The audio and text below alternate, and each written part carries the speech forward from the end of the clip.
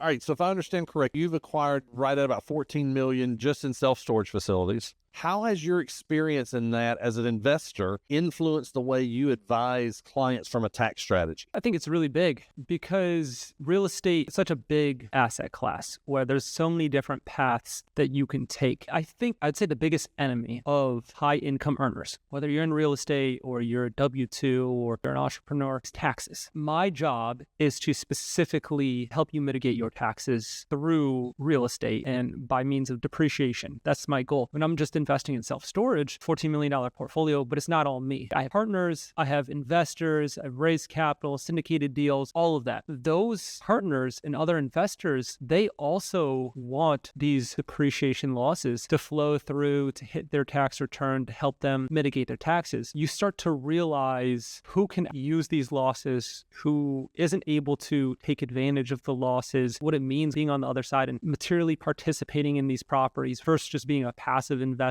offsetting passive income with passive losses. I understand what it feels like to be in those shoes. It gives me a unique perspective. You got CPAs and investors, they're separate roles, right? Do you think that being both has changed your approach, not just as an investor, but how you approach actual cost segregation? I'll start with the investor side because I look at numbers. I'll just say numbers. I'm talking like financials, pro formas, the accounting, the bookkeeping, the projections, all of that. That is so important. That's the fundamentals of real estate. It gives me a way to truly understand and be comfortable with underwriting properties, projecting where they're going, budgeting things out, and really tracking things diligent as opposed to figuring it out at the end of the year. I like to track everything, all of my self-storage facilities, all the financials on a monthly basis and track them diligently. When it comes to depreciation and tax like mitigation, don't let the tail wag the dog. And I really mean that because obviously we want to do all of your cost segregation studies for you. That doesn't mean that you should just go buy a property specifically to get depreciation losses. I always say invest in the properties that you believe they're going to cash flow for you, or you're able to build equity in them. They're going to appreciate, whether you're able to force the appreciation or just naturally that over time the property is going to appreciate, or you believe in the area. It's not all about the cash flows. A lot of it is about appreciation and really believing in where you're investing. All that to say, the cost segregation benefits should be ancillary to the actual real estate and what you are investing in. And I mean that because you can get the depreciation losses, but if the property's not doing anything for you, you end up selling it or something, like you're just putting yourself in a bad position. It's not a good way to go about it. So hopefully that answers your question.